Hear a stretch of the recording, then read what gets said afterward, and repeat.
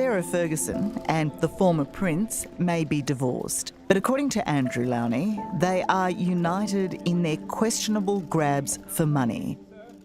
Fergie's simpering emails asking Epstein for a loan and vowing she was on the sex offenders team exposes the depth of the royal couple's indebtedness to him. Ferguson has had money problems for a long time. But her story is really shocking, even for a royal. She once bought a teddy bear for £515 and came home with 50 suitcases full of stuff. She ate huge fancy meals and even tried to start a Bitcoin business in the Nevada desert that failed. Sarah Ferguson used to be the Duchess of York and was married to Prince Andrew. For many years, she's been trying to get rich and become important. But behind her big smile is a long history of wanting too much, making bad choices, and losing money. Now it might have finally caught up with her. Let's look at how Sarah Ferguson's love of expensive things ruined her reputation, and why her Bitcoin scandal might be her most embarrassing mistake yet. Before the fancy jewels and photo shoots, Sarah Ferguson had a normal, simple life. She's talked about cleaning ski lodges, scrubbing toilets, and working as a waitress in a cafe. Then her fairy tale happened. In 1986, she married Prince Andrew and suddenly became a royal highness, the Duchess of York. But people close to the royal family say this happy ending came with some dangerous false beliefs. Like many people who marry into the royal family, Fergie thought marrying a prince meant she'd have endless money. What she didn't know was that the Yorks never had much cash, and the royal family doesn't pay for shopping trips. The first signs of trouble came quickly. Soon after her wedding, Sarah flew home from New York in first class with more than 50 bags. The fee for her extra luggage was almost £1,000, a huge amount of money back then.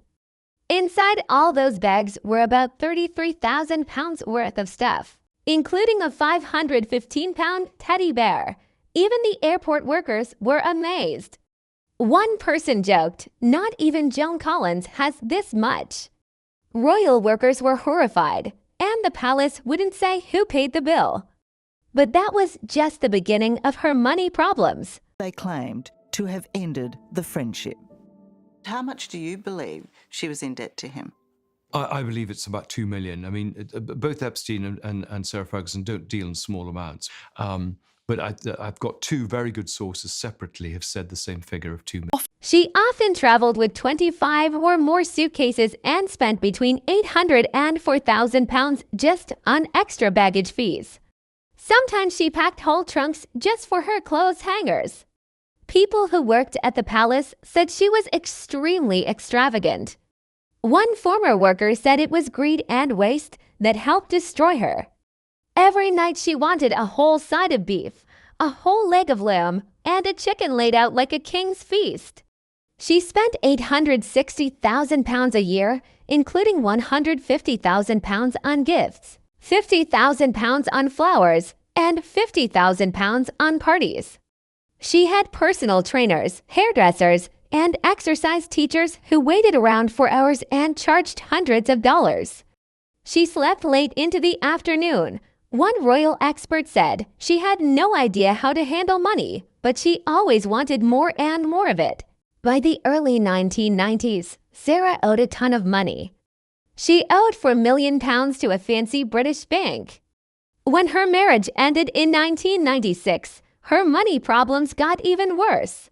But even after the divorce, she didn't cut back on spending. Instead, she kept depending on Andrew for money and support long after they split up. One writer said their relationship was like this. He saved her when she was in trouble, and she defended him when he had scandals, but that couldn't last forever. When King Charles took away Andrew's titles and told them to leave their royal home, the royal safety net disappeared, and Sarah's fancy lifestyle started to fall. Just when it seemed Sarah might finally learn to be careful with money, she jumped into another bad business deal, this time with cryptocurrency.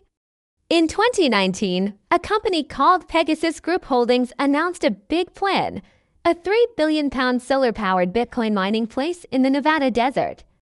They called it the Hive, And who did they hire to be TH? Our spokesperson, Sarah Ferguson. She praised the company and said she was proud to join their adventure. The deal paid her £200,000 with a promised £1.2 million bonus if it worked, but it never did. Pegasus collapsed after lawsuits and accusations of fraud. People said they used investor money for themselves and never built anything. By 2023, a court ordered the company to pay $2.5 million in damages. By 2024, new lawsuits said Pegasus took people's money with no plan to run a real business. Once again, Sarah Ferguson's name was connected to a money disaster, another example of bad judgment and questionable business deals. This wasn't her only failed business. She also sold her fancy London townhouse at a loss, dropping from £4.25 million to £3.85 million in just 3 years. Her representative said it was an investment for her daughters. But experts saw a pattern: fancy spending, bad investments, and using her royal connections for money. Critics say that even without being a duchess anymore, she's kept using the idea of being royal to attract investors and attention, and now it's backfired badly. Today, Sarah Ferguson's world of excess has finally collapsed. The woman who once demanded king-sized feasts now faces the results of a lifetime of bad money choices. She's lost her royal home, her money sources have dried up, and people are questioning her reputation again. As one royal insider said, she was a huge spender married to a cheapskate who had way less money than she thought, and she never got over that. For decades, Sarah Ferguson has been her own worst enemy. Whenever it looked like she might fix things, she'd stumble right back into chaos. Look at her string of weird business deals, diet plans, self-help books, and even teas and candles. At one point, she promoted a product that claimed to energize your soul. Another time, she sold weight loss programs while admitting she never actually followed them. Critics said it was all about making money. She'd put her name on anything that paid. One royal writer joked that Fergie would endorse a fridge magnet if someone paid her. Then came the really embarrassing scandal. Hidden cameras caught her offering a journalist access to Prince Andrew for a £500,000 fee. She was filmed saying, "That opens up everything you would ever wish for." When the story came out, the video went viral around the world. Her excuse: she said she was desperate and drunk, and she apologized, crying on Oprah Winfrey's show. But for the royal family, the damage was done. The image of a duchess selling meetings with the Queen's son for £500,000 destroyed whatever trust people had left in her. Still, Sarah seemed addicted to fame. She's admitted she loves the thrill of being famous, saying that public attention felt like oxygen to her, and she's chased it constantly. Red carpets, reality shows, and talk show confessions. Behind the cheerful smile, insiders say she has always been insecure. She was always comparing herself to Diana, who people loved even after she died. For Fergie, the press was never that kind. When she tried to become an author and write children's books and memoirs, critics said she was just using her royal connection to make money again. And while she often acts like she's misunderstood, people close to her say that's not true. Former staff described her as impulsive and spoiled. One said she could go from charming to impossible in seconds. Her love of luxury never went away. Even in years when she said she was broke, she somehow showed up at fancy parties wearing expensive designer clothes and hanging out with celebrities. Royal experts have noticed her pattern: charm rich people, make a deal, burn bridges, repeat. And when it all falls apart, she just reinvents herself. Her latest version, she's positioning herself as a modern survivor, using social media and podcasts to talk about positivity and strength. But it's hard to ignore the irony: a woman who talks about self-improvement while her finances are a mess. More recently, she's focused on being a cancer survivor, using it to get sympathy and rebuild her image. While many people admire her strength facing illness, others wonder if she's once again turning personal pain into publicity. And the big question hanging over everything is, how does she afford her lifestyle? After years of debt, unpaid loans, and failed businesses, she still lives in luxury. I mean, did you take the money? At one stage you had $40,000 cash sitting in front of you. Did you take it? Absolutely, yes. And it was given to me and I got it in the car and then returned it straight away.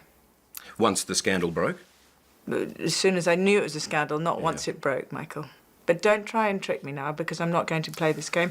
Delete that bit. Some insiders say wealthy friends still help pay for her life, while others think she's preparing a tell-all book that could reveal private royal secrets for a big paycheck. If history tells us anything, Sarah Ferguson isn't done yet. Every time people write her off, she finds a way to claw back attention through scandal, self-promotion, or pure boldness. But with the loss of her royal home, her brand deals drying up, and her reputation on the line again, this comeback might finally be the one that doesn't work.